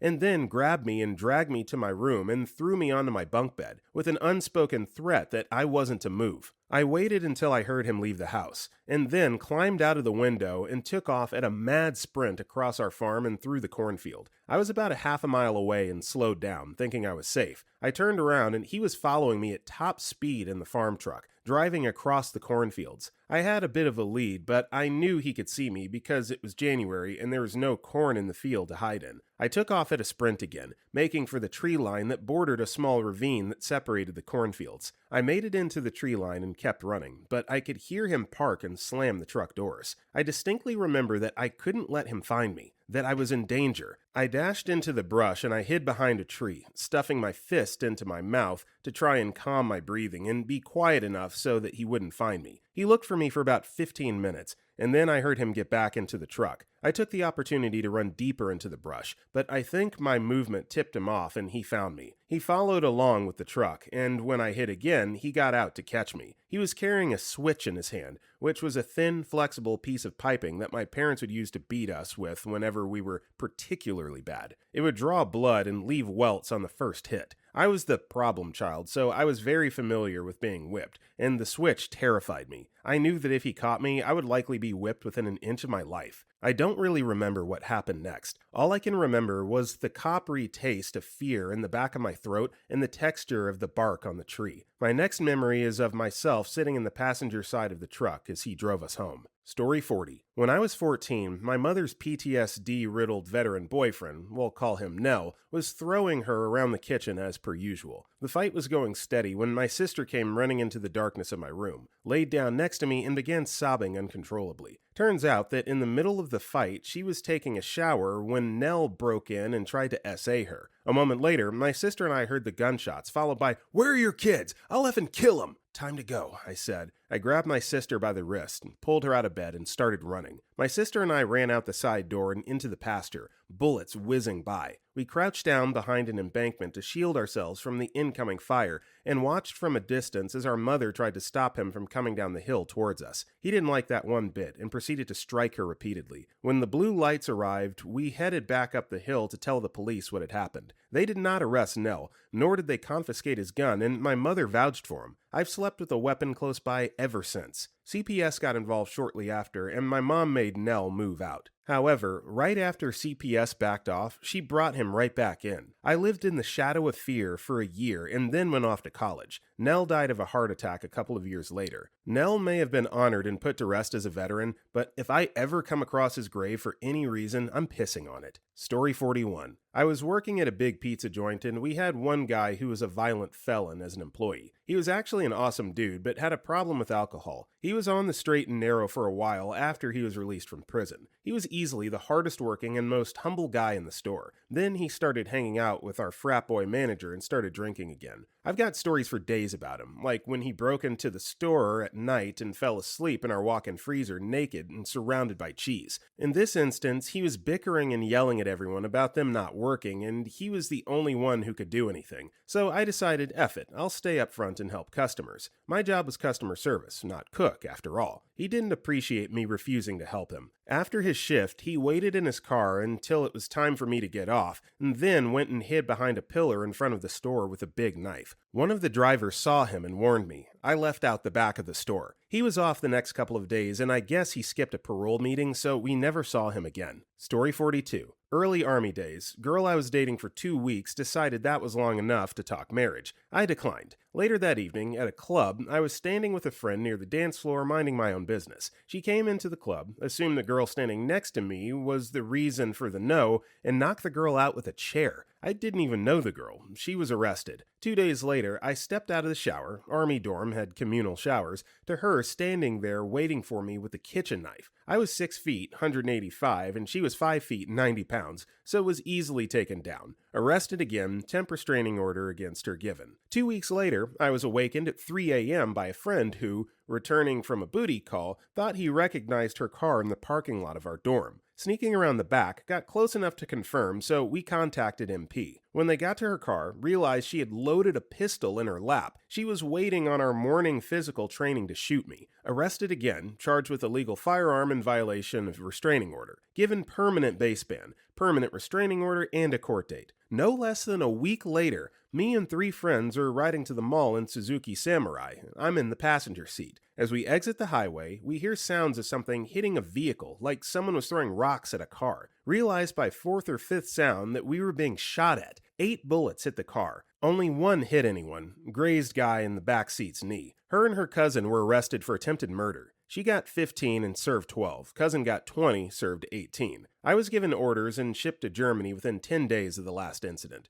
Never will date a Panamanian girl ever again. Ever, ever. Story 43. When I was maybe 7, I heard weird noises coming from my garage. Go out there and my mother's boyfriend is smashing her head against a brick wall trying to kill her. I started screaming and he starts chasing me. I ran to my room, remembering I had a Stanley knife from doing crafts, so I went and grabbed it, then heard screaming coming from my dining room. I run out there and my sister is on the phone to police. Mom's boyfriend runs in and completely rips the phone out of the wall. I'm about to stab him with the Stanley knife when he notices and runs outside. I hear his car start, but he doesn't drive away. My mom and sister run to my sister's room and use a mobile phone to call police. Mobile phones were brand new around then. I noticed the front door still ajar, not fully closed, so I ran to it to close it and lock it, and right before it latches shut, he comes back and slams it open, throwing me across the room. He ran into my sister's room and starts trying to get the phone, and I run to the neighbor's house. The neighbor was always pretty rough, but a friendly guy. He realizes what's happening and like Rambo runs into my house while his girlfriend looked after me inside and hid my knife. A few seconds after he ran inside, my mom's boyfriend runs out and speeds away. I always wonder what happened when he went in. It turned out that my mom's boyfriend had been bashing her for a long time and even stabbed his own son. Once the cops found him, he spent the night in the cell and just got a 12-month good behavior bond. Another boyfriend of my mother was an outlaw motorcycle gang, and when they broke up, he claimed to have hired a hitman to take us out. So I wake up in the middle of the night with my house full of cops, and they help pack our bags and stuff. I was probably 13 at the time and extremely mentally ill. I had really severe agoraphobia and had to go stay with my dad, who I did not get along with at all. I just wanted to go home, even though it wasn't safe. When we ever needed anything from the house, a team of cops would go in and clear the house, guns drawn first. Eventually he got arrested and we were allowed home. That's just the most severe stuff that happened. There was way more than that. As a result, I'm extremely wary of being in relationships. I'm 24 and have never been in a serious relationship, and I find it impossible to trust and confide in people. Even psychologists I can't open up to. Story 44. Not me, but my dad. In the UK, so outside of London, you rarely hear about this sort of crap. Both my dad and his brother have been heroin addicts as long as I can remember. My dad lucked out with genes and is good-looking, articulate, funny, and sensitive. My uncle, however, is rail-thin, bald, and suffering from agoraphobia. So a few years ago, they get clean. My dad, ever supportive, wants to help my uncle stop living in my nan's living room, so encourages him to set up a dating profile to meet a possible girlfriend. Uncle is at first enthusiastic, but over the course of the evening, he drinks and Dad is badgering him to take pictures for his profile. They both end up getting angry, and Dad shouts that all he does is try to help, and why won't Uncle take the help? All goes quiet and both return to their respective rooms. 5 minutes later, Uncle charges Dad with a knife, aims for his torso but somehow narrowly misses, leaving a deep wound in his inner arm. A few millimeters to the left and the knife would have gone right through Dad's lung. So yeah, that was the boiling point of 30 plus years of pent-up frustration and jealousy, plus an addiction and mental health issues. Story 45. Grew up in an abusive home and was often beaten up by my father, and he's the one who tried to kill me. Luckily enough, a lot of things went in my favor during the attempt. When I was 18, for whatever reason, I decided to fight back when he came at me. He just had plastic surgery to get rid of eye bags or something, so when he threw the first punch, I punched him in the eye while ducking. The hit drove him berserk, and he grabbed me by the hair, tossing and throwing me around the room until he managed to drag me next to my couch and slam my head against its arm and seat repeatedly. Since it was soft, it barely did anything to me, and I managed to kick him in the nuts and try dashing for my window while screaming for help. I can't remember if I couldn't open the window. My house had old heavy glass windows that you had to push up in order to reach the shutters and open them, or if he called me or what the hell happened. But my next memory was me on the floor pressed against the window, and my father was reaching for my Tai Chi sword. He came at me with the sword and kept repeating, "My blood is boiling,"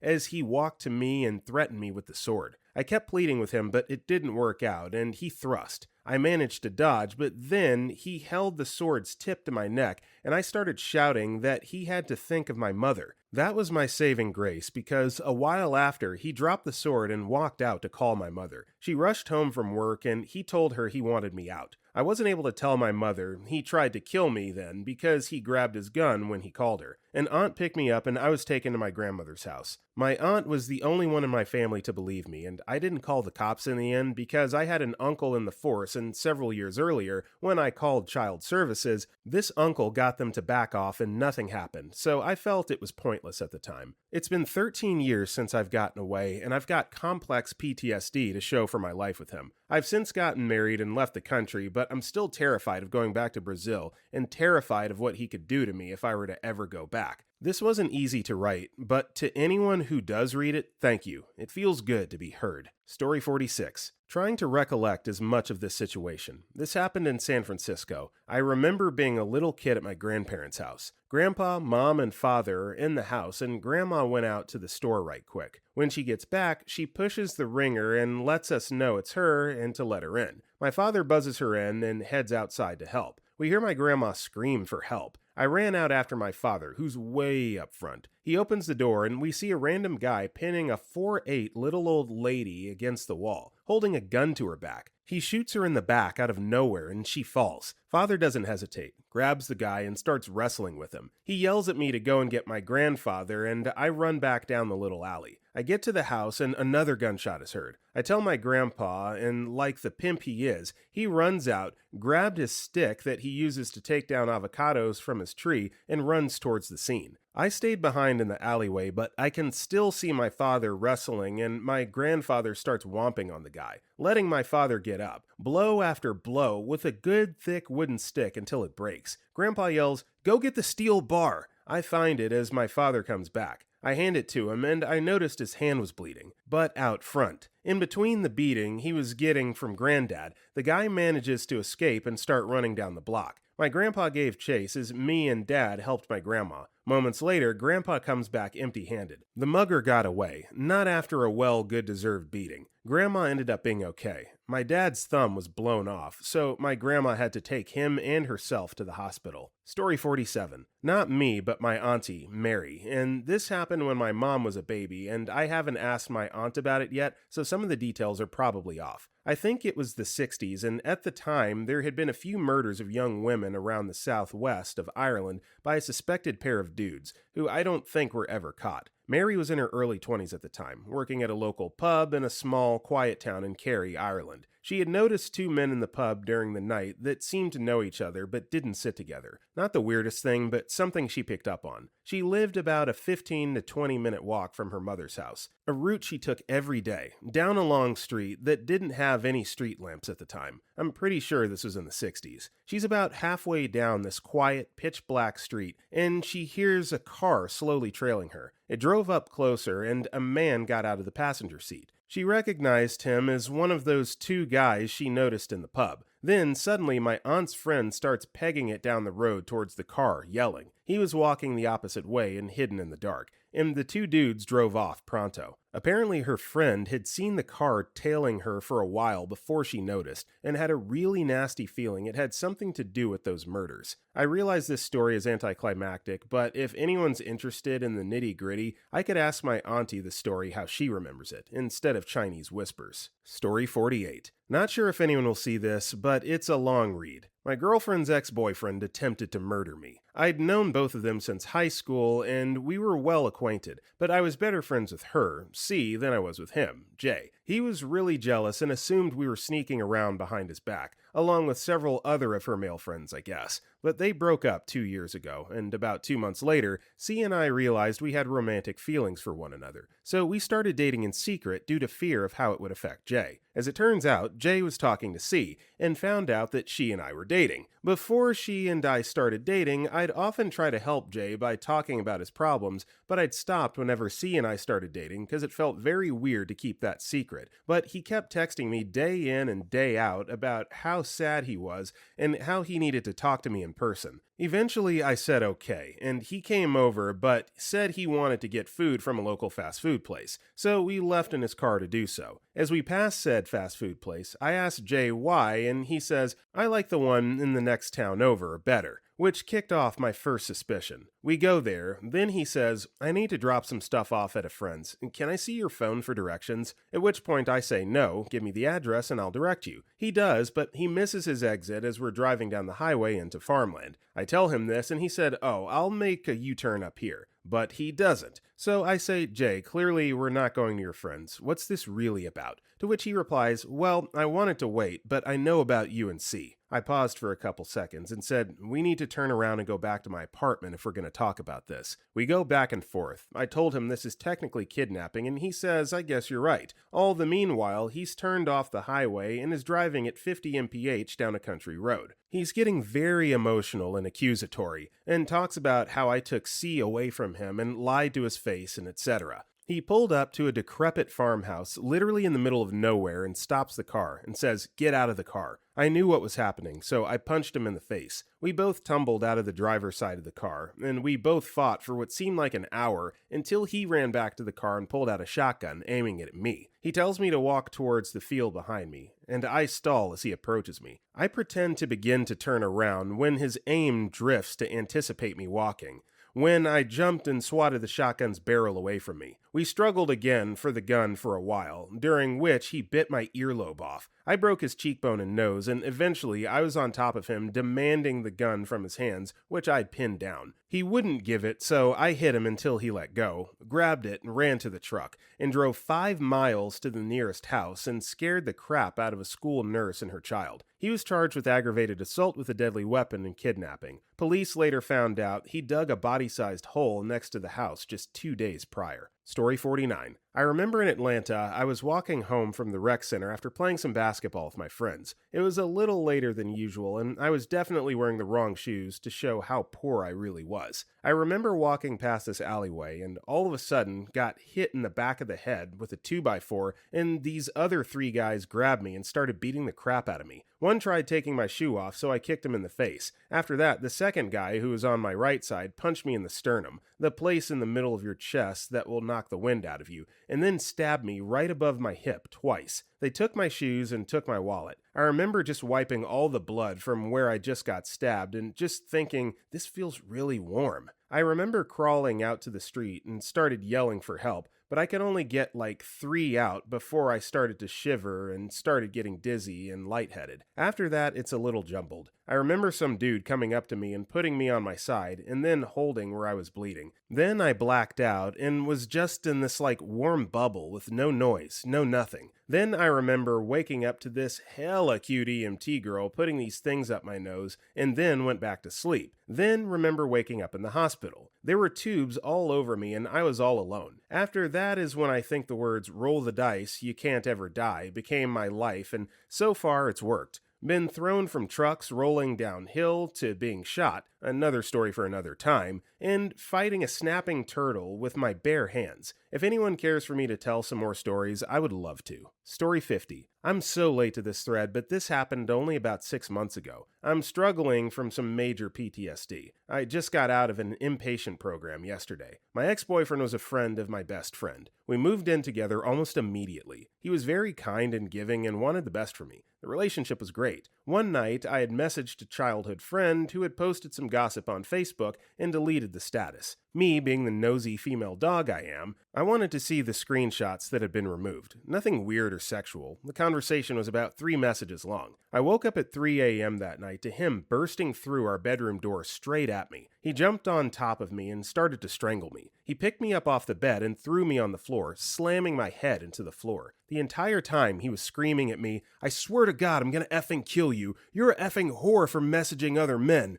My vision started to blur and I was seeing stars. For some reason I didn't panic. I just started frantically searching for anything to save my life. My hands found a pen just as I was about to black out. I stabbed him in the neck and pushed him off me with all the strength I had. He pulled the pen out and caught me by the very bottom of my pant leg and pulled me back. He stabbed me in the back 12 times with the pen. He choked me from behind as he slammed my face into the floor. I managed to buck hard enough under him that I wriggled free. I turned around and kicked him in the face. I didn't know I had been stabbed at the time. It felt like he was just hitting me over and over in the back. I was so desperate for something, anything, that would save my life. He turned around to grab the lamp on the table behind him, fumbling with the cord to strangle me. Then it happened. My eyes locked on the bong. It was 20 pounds of heavy blown glass with a large blown sphere on one side. I hit him in the head with the bong so hard I saw teeth fly. I caught him in the side of the head just as he had turned around. He collapsed and hit his head on the mini fridge next to the bed on the way down. I've never ran so fast in my life. It seemed like I blinked and I was running down the street, screaming at the top of my lungs. There is a church 2 blocks down. I flung open the door and begged for help. A priest came running out and saw my stab wounds. He called the police and I was taken to the hospital. My ex died in the hospital 3 months later from complications due to a traumatic brain injury. Story 53. I broke up with this guy, but his broken down truck and some of his things were still in the house I was staying. I came home from work late at night and he and one of his buddies was drinking on the porch. They had been fixing the truck. I told them just leave whenever they were done because I had work at 5 a.m. I sat down on the couch to play some Fable and have a glass of wine. I was really into the game and didn't hear the bedroom window pop open. Next thing I knew, my drunk ex was raging about how I was leaving him for some other guy, and I was a whore. He threw the coffee table at me and I ran to the kitchen. He caught me and grabbed me by the throat, slammed my head into the fridge twice. Then he choked me. I remember trying to dig my fingers into his eyes. I remember fading out and thinking that dying wasn't as bad as I thought. He didn't hold long enough because I came to and he was still on me crying. I headbutted him and I think I broke his nose. He started choking again, but I managed to grab a metal spaghetti spatula from the counter. I beat his mother effing ass with it. I only regret not grabbing the knife and killing him. He had abused me so many times prior and I just accepted it. I thought I deserved it. We had broken up for real 5 months prior and quickly got serious with an online friend. We had decided to get married by the time this happened after being friends for 2 years. It was in the state of Arizona, and in cases of domestic abuse like this, they just take both parties to jail. The other guy is an Icelander, and in order for me to move, I needed an absolutely clean criminal record. I didn't call the cops. We've been married over 3 years, and he has only ever made me feel loved and cherished. Story 54. My son was 3 years old when I adopted him. He was 4 years old the first time that he threatened to kill me. He was 5 years old the first time he tried to kill me. He tried to stab me with a butter knife because he did not like what was fixed for dinner that night. He was 6 years old when he killed a litter of 4 newborn kittens because he was mad at me for sending him to bed early the night before. He was 8 years old when he tried to kill 3 of my young grandchildren because he had his television privileges taken and the other children did not. He hid a pencil and was going to stab them while they slept at night. He became enraged when I picked him up from my daughter's house. We had no idea why. His outburst, as they call it, lasted several hours and he became so destructive that I called an emergency crisis counselor. She told me that he was upset because I thwarted his plans to kill the other children. He was placed in a residential behavior center where he has been since. I've tried to get him to psychiatric care. I have a court order that states that he should be placed in a neuropsychiatric hospital and that he should remain where he is until the insurance, TennCare, makes the arrangements and pays for it. That was 2 years ago, and my son is still in the same residential behavior center receiving no psychiatric care. He's 11 years old now, and I'm to bring him home without being treated, or I'm to face possible criminal charges for abandonment. I've had a group of lawyers working on trying to get TennCare to follow the court order for the last 2.5 years. Recently, I've discovered that my lawyers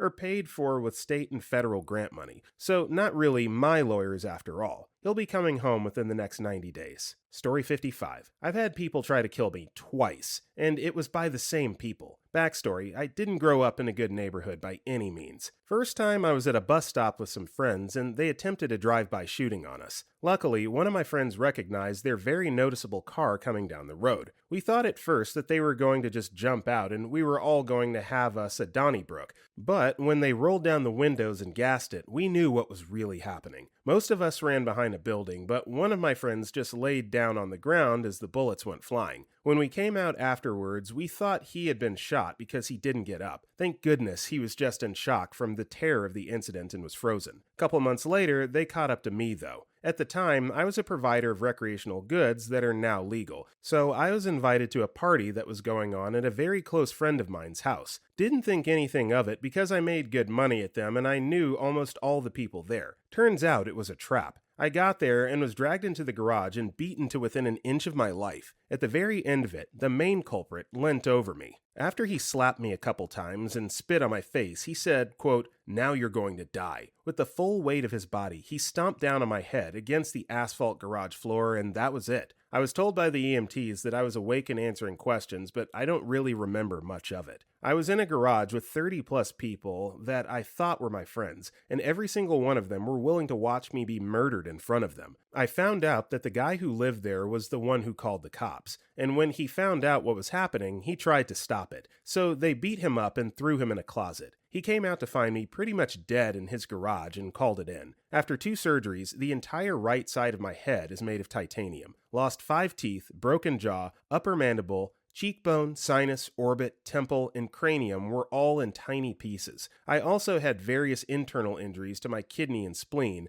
as well as broken ribs. After I recovered, I sold everything I had, broke contact with everyone I knew, with the exception of 3 people, and moved the F out of that city. Still alive, although I get gnarly headaches in colder temperatures. Story 56. I'm not sure if it counts because I keep being told by family it doesn't, but here goes. So my older sister has some beef with me for no real particular reason. She's always trying to start arguments over nothing or making a big deal because I asked her to help me clean the bathroom or some crap, and she goes into a flying rage, complete with foaming at the mouth. 2 years of her trying to accuse me of dumb crap or making up rumors about me is hard to deal with, you guys, especially when she's trying to ruin your career with those rumors. For context, we both live with our parents. She's a retired 40-year-old vet. I'm a student getting my degree. I come home and my laundry is all over the floor. I'm mad, but I let it go because I don't want to start an argument. My mom actually gets mad because this crap is always happening and decides to confront my sister. As she's walking back to her room, I'm just in the bathroom cleaning up, and I hear her calling me some very choice words. I snapped and confronted her, saying I'm tired of all her crap that she puts me and everyone in the family through. She hit me and then grabbed a pair of scissors and tried to stab me in the gut. Luckily, in the scuffle, I was able to not be stabbed, and because I bit her hand after, she kept trying to hit me in the head repeatedly. I'm in the wrong. I ended up moving out, and some of my family is mad at me because I refuse to be around her since she's family and that we have to be there for each other. She received no punishment or consequences and continues to harass me over text and create arguments from time to time. So, I don't understand how you've got two grown adults, right? A 40-year-old vet and a student earning a degree, and this just sounds like the rivalry of siblings that are like 9 and 6 years old. Like, why do your parents have to step in and punish your 40-year-old sister? This is something that you guys need to sort out either between yourselves or get the court involved. Story 57. It was the summer after 10th grade. A year or two prior, my dad tried to unalive himself from a drug cocktail and car exhaust poisoning. He had been a prescription drug and alcohol abuser and was unable to keep professional computer science jobs because of his inability to stay sober or work on a team. He was on the morning after a drunken rampage through the night, convinced that he needed to barbecue outside. The sound of the neighbors' dogs barking at us in our backyard was too much for him, and he went to their backyard to kill those damn dogs. He'd always been verbally abusive towards us, physically abusive to my mom, and was overall a difficult person to live with. He often broke our possessions, and on a couple of occasions, he actually tore the fridge and oven out of the wall and threw them out of the garage and into the street. When I saw him in the neighbor's yard, he was trying to hit the dogs with placement/stepping stones. He was unsuccessful, so he tried to enter their house. I called the police after trying to convince him to get back to our yard/house. He threw one of the placement stones at me and followed me into our house after punching me in the ear. I escorted him out of the house with 2 large kitchen knives, and we waited on our front porch for the police to come. He was arrested and a protection order was introduced. Now for the attempt. Several months later, he was allowed to return home. We avoided each other. I slept with a knife under my pillow, with my back to the far corner and in a sitting position. One night, as I was making dinner, he got behind me and put me in a chokehold. He lifted me off the ground with the chokehold and laughed the whole time, maybe 15 to 30 seconds. Not a week earlier, a friend at school, completely unaware of my home situation, randomly told me to, quote, lower my chin to my chest if anyone ever tried to choke me out. My dad was unable to suffocate me because my chin had blocked his arm. When he dropped me, I ran upstairs to my room. Never at any other time has anyone given me self-defense advice. Had my friend not randomly told me to lower my chin, I probably would not have survived that night. Story 58. In 2014, I was working for a trailer park/RV park my wife's church owned, and there was a couple who moved in with their 30-year-old son. IDKY, this other resident, his name was Sam, had a problem with him, but for about a week, we were called down to Sam's house because he wanted us to evict the new couple and their son. He said all kinds of things, from he was a loser to claiming the son threatened to essay and stab him. We had the cops come and basically say the same thing we had been telling him, that we can't just evict tenants because he didn't like them. The very last comment I ever heard from Sam was, "Fine, if you guys won't get rid of them, I'll have to do it myself." I kept telling my supervisors all day about the comment and that I knew Sam owned a decent arsenal of guns, but everyone said I was being stupid. Sure enough, 5 p.m. rolls around and I walk back to my trailer, and not 5 minutes later there's a knock on the door. I'm off work. I'm not answering it. I'm about to roll up and smoke. F that. 5 more minutes go by and I heard bang, bang, bang, bang, bang. I thought my neighbor, who was a handyman, was using his nail gun, but when I looked outside, he wasn't, so I open the front door and see a different neighbor running to his truck, yelling at me that Sam has gone crazy. The bangs were gunshots. Made my wife grab our son and hide in the tub with the lights off. Grabbed my pistol and went outside, and by that time, Sam had walked over to the new couple's trailer, straight up executed them with shots to the head, shot up our main office looking for us, and shot a 10-year-old boy in the gut for standing in front of his mother, and then killed the mother in front of him while he bled out, which puzzled me why he attacked them because they didn't really have anything to do with it. All in all, he killed 3 people, tried coming to kill me, but I didn't answer the door, and gut shot a child before he killed his mother.